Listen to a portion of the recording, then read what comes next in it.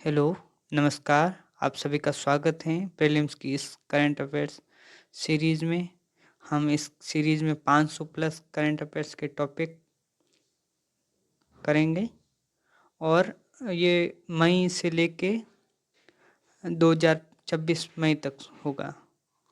तो पहले पॉलिटी के कुछ टॉपिक हैं। एक है उपाध्यक्ष डिप्टी स्पीकर का पद का महत्व, क्योंकि ये पद 17वीं लोकसभा और 18वां लोकसभा दोनों में रिक्त रहा है और एक संवैधानिक पद है, तो ये क्वेश्चन आ सकता है। तो 17वीं लोकसभा 2019-24 में रिक्त रहा है और अभी भी रिक्त है।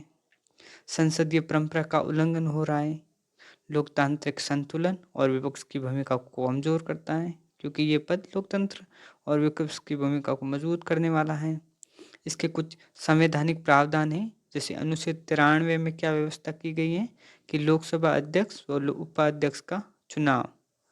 अनुच्छेद 95(1) में है अध्यक्ष अनुपस्थित हो तो उपाध्यक्ष अध्यक्ष की शक्तियाँ निभाएगा। अनुच्छेद 95(2) में अध्यक्ष पद रिक्त, उपाध्यक्ष कार्यवाहक अध्यक्ष होगा। अनुच्छेद 180 में राज्य विधानसभाओं में समान व्यवस्था की गई है कि अध्यक्ष का पद रिक्त होने पर, अनुपस्थित होने पर ये उपाध्यक्ष भूमिका निभाएगा। इसके चुनाव की प्रक्रिया क्या है? उपाध्यक्ष का चुनाव लोकसभा के सदस्यों द्वारा किया जाता है। प्रक्रिया संसद द्वारा निर्धारित है। संविधान में इसकी कोई समय सीमा नहीं है, इसीलिए तो ये 17वीं और 18वीं लोकसभा में अभी तक इसका चुनाव नहीं किया गया, क्योंकि इसकी समय सीमा नहीं है। लोकतांत्रिक महत्व क्या है? अध्यक्ष आमतौर पर सत्ता पक्ष से होते हैं, उपाध्यक्ष परंपरागत रूप से विपक्ष से। ये 1970 के बाद से लगातार परंपरा चली आ रही है। सदन की कार्यवाही निष्पक्ष हो, इसके लिए उपाध्यक्ष का महत्वपूर्ण पद है। और समिति प्रणाली और अनुशासन बनाए रखना, ये भी उपाध्यक्ष की कुछ भूमिकाएं हैं। समस्या और सुधार, लंबे समय तक पद रिक्त हैं, क्योंकि ये पद संवैधानिक पद है, तो संवैधानिक पद शून्य होना आम बात नहीं है। सुधार के लिए क्या किया जा सकता है? एक तो समय सीमा डिसाइड की जा सकती है कि इस समय में, इतने समय में उपाध्यक्ष का पद का चुनाव होना आवश्यक है, और जो परंपराएं हैं उनको संस्थागत रूप दिया जाए। अगर संस्थागत रूप दिया जाए तो फिर चुनाव हो गए। दूसरा है निजी सदस्य विधेयक, प्राइवेट मेंबर बिल। ये टॉपिक भी इम्पोर्टेंट है। मंत्री के अलावा कोई भी सांसद जो प्रस्तुत करता है वो होता है प्राइवेट मेंबर बिल, और जो मंत्री प्रस्तुत करते हैं वो होता है सरकारी विधेयक। तो ये सरकारी विधेयक नहीं है, ये वैकल्पिक नीति विचार। सरकार जो जिन विचारों को आगे रखता है उनका विकल्प ये प्राइवेट मेंबर रखते हैं। इनकी जो भी विधेयक हैं उसको एक निश्चित समय से पहले नोटिस दिया जाना आवश्यक होता है। तो इसकी नोटिस अवधि है 1 माह तक, और जो इसका चर्चा का दिन है वो केवल शुक्रवार को ही चर्चा हो सकती है। पहले प्रस्ताव करना, फिर विधेयक पर चर्चा होती है। अब महत्व क्या है इसका? सरकार के एजेंडे के बाहर से मुद्दे उठते हैं। जो कुछ इम्पोर्टेंट मुद्दे हैं सरकार नहीं उठा पाती, वो प्राइवेट मेंबर बिल जो सांसद है वो उठाते हैं, क्योंकि उनकी भी कुछ भूमिकाएं होती हैं। वो भी अपने सांसद क्षेत्र का प्रतिनिधित्व करते हैं, और इससे लोकतांत्रिक विमर्श मजबूत होता है। कई एमपीएमबीज बाद में सरकारी विधेयक बने हैं। इसके उदाहरण हैं right of transgender person bill 2014, ये प्राइवेट मेंबर बिल आया था उसके कुछ सजेशन के रूप में, और मेंटल हेल्थ केयर एक्ट 2017, ये भी पीएमबी से प्रेरित है। जो हालांकि ये बात है कि 1970 के बाद से अभी तक प्राइवेट मेंबर बिल कोई कानून नहीं बना, क्योंकि एक तो समय की कमी है कि जो सरकारी विधेयक है वो भी ढंग से चर्चा नहीं हो पाती, और फिर पार्टी व्हिप लगता है। मतलब पार्टी के जो नियंत्रण रहता है कि पार्टी के जो सदस्य है पार्टी के अनुसार ही वोट कर सकते हैं। 1970 के बाद कोई भी पीएमबी कानून नहीं बना। अब हम आते हैं तीसरे टॉपिक पर, राज्यपाल द्वारा विधेयकों पर निर्णय। इसके लिए सुप्रीम कोर्ट ने अभी 3 माह की समय सीमा से रिलेटेड दिशा निर्देश दिया है। इससे रिलेटेड संवैधानिक आधार क्या है? अनुच्छेद 200 में राज्यपाल की शक्तियां हैं कि राज्यपाल सहमति, पुनर्विचार या राष्ट्रपति के लिए आरक्षित कर सकता है। समस्या है ये है कि राज्यपाल द्वारा अनिश्चित काल तक विलंब रहता है, जिससे जो राज्य की निर्वाचित सरकार है उसकी विधायी शक्ति पर सवाल उठता है कि राज्य सरकार के पास क्या शक्ति नहीं है संविधान की। इससे संघीय मुद्दा डिबेट में आ जाता है। अब इससे रिलेटेड सुप्रीम कोर्ट का क्या निर्देश आया है?